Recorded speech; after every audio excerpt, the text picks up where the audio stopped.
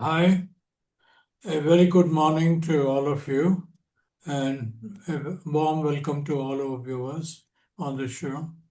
Um, I request all of you to kindly share this video, like this video, and subscribe to this channel, and share it with all your friends and relatives.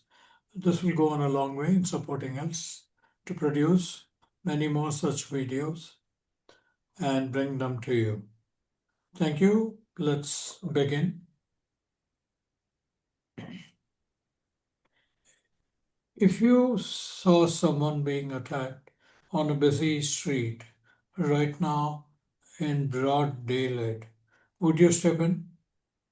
Most of us like to believe the answer is yes.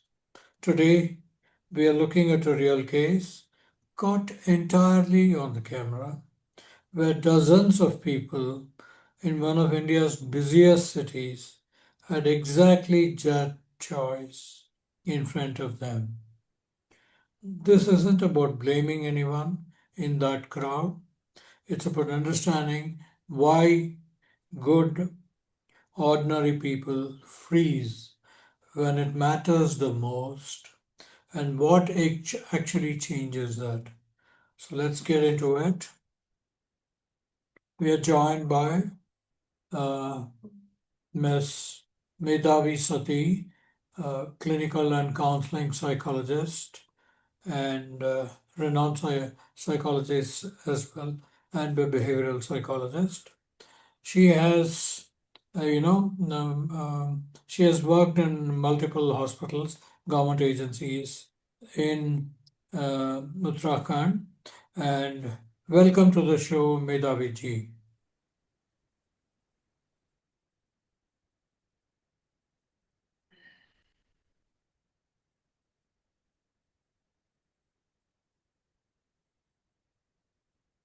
Medhavi ji,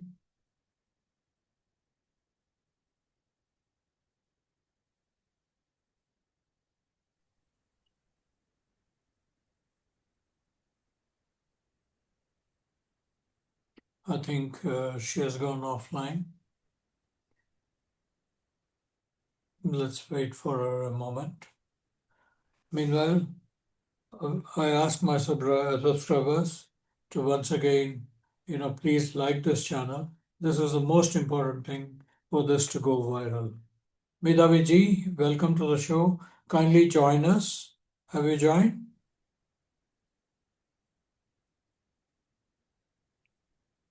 Hello, Yeah.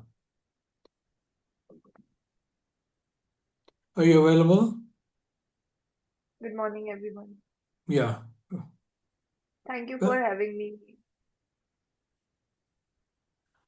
Medhavi ji, okay, thank you. Um, well, right. So give us the quick version of your background for anyone turning in for the first time.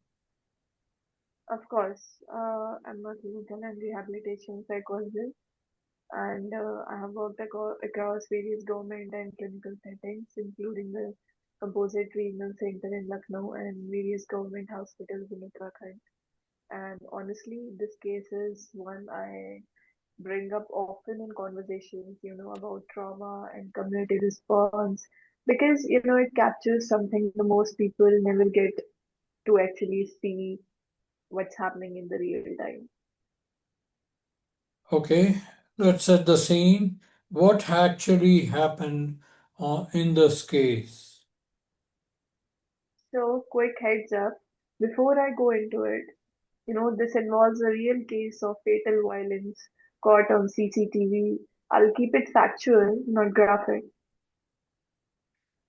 Okay, In September 2016, in the Burari area of North Delhi, a 21-year-old school teacher named Karuna was walking to work with her cousin around 9 in the morning, a completely ordinary weekday on a busy public street. A man on a motorcycle approached her. He had been stalking her for over a year. Both families reportedly knew about it. There had even been an attempt at some kind of compromise earlier. That morning, In full view of street, he attacked her with a knife.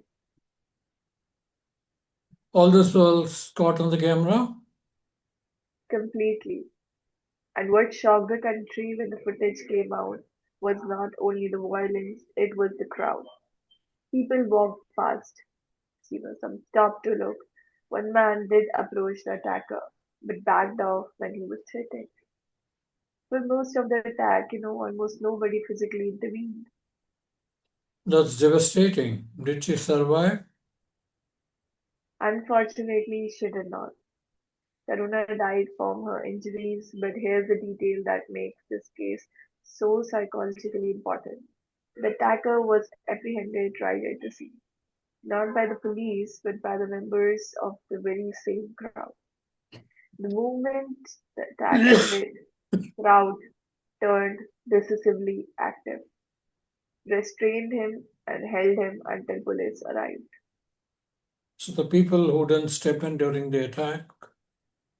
Yeah, they stepped in immediately once it was over. That contradiction is really the heart of what we are going to unpack today. Okay, let's start unpacking that. Why does a crowd freeze like that? There are two mechanisms working together here.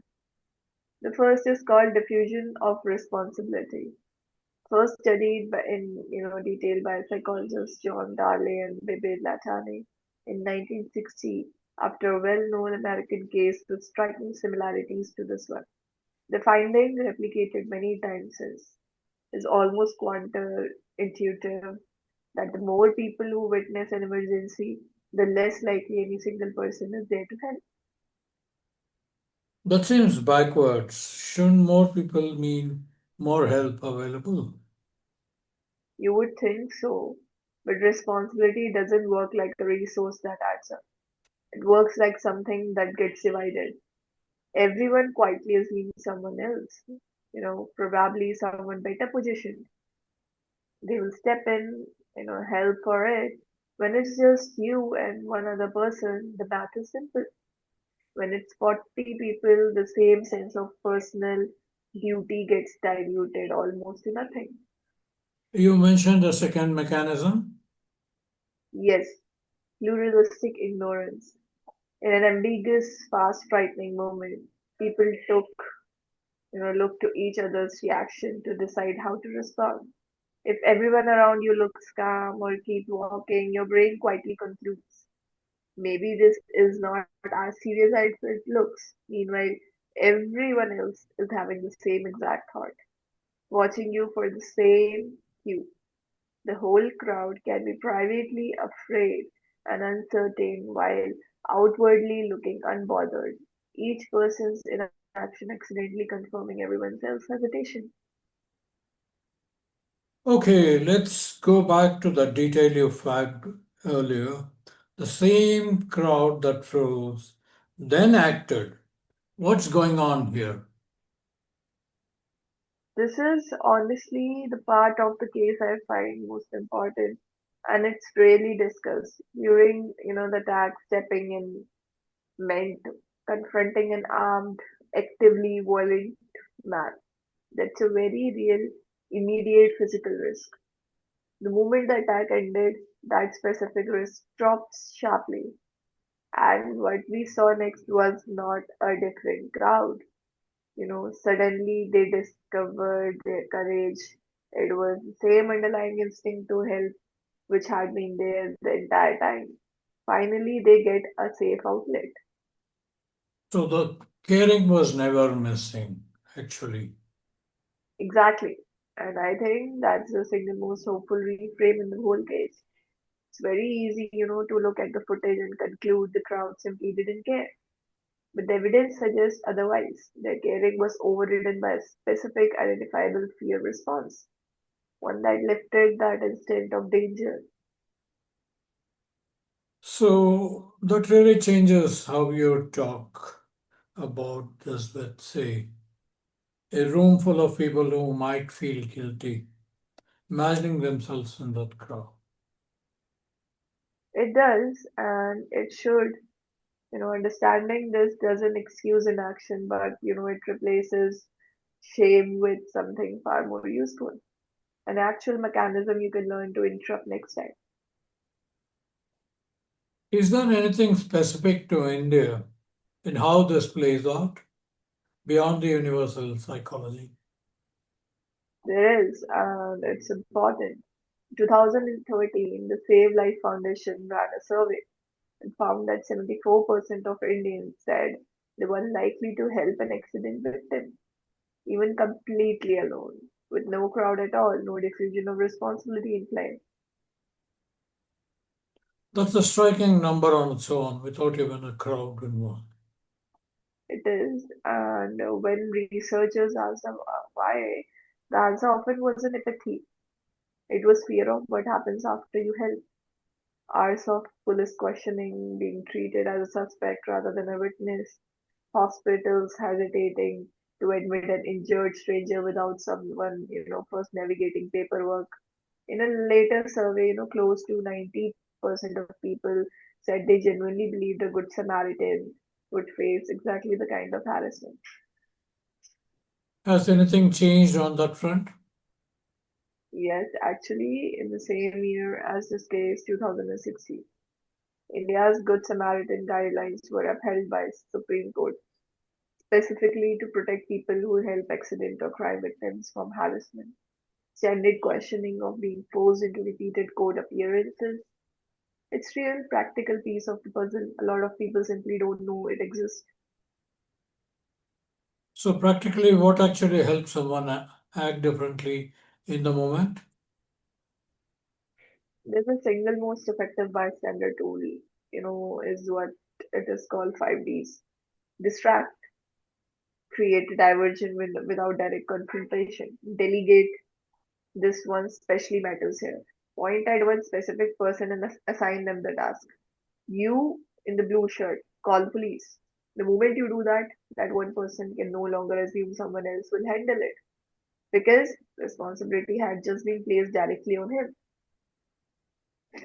That's such a simple shift, just pointing at someone. It's deceptively simple and it's one of the most well supported findings in the entire field.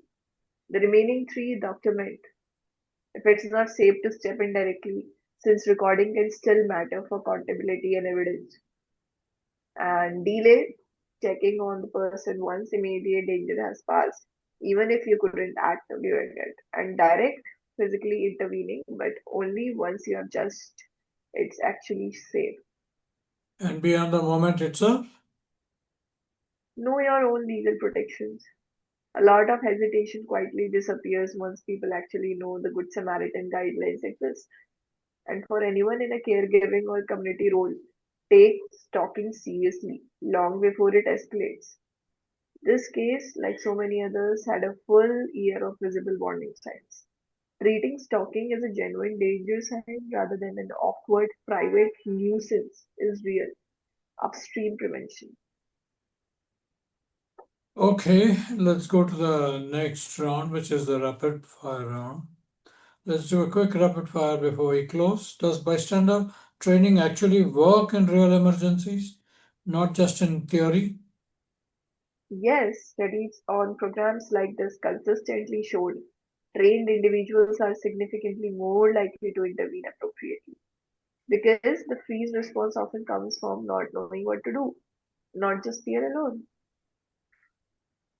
Can children be taught this? Absolutely and fairly young. Teaching kids the delicate techniques, specifically pointing the signing, task to specific adult, is simple and effective even for children.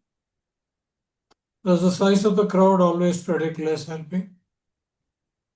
Generally, yes, though New Year research using real surveillance, has found intervention happens more often than the classic lab studies suggested. Over 90% of real conflicts studied in one large analysis had at least one bystander step in eventually. Crowds do slow this response down, but they don't always stop it. One resource you'd recommend?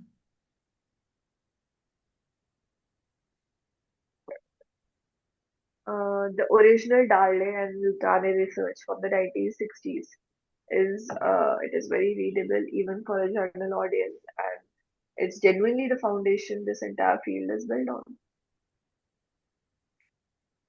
Okay, so we almost in the closing.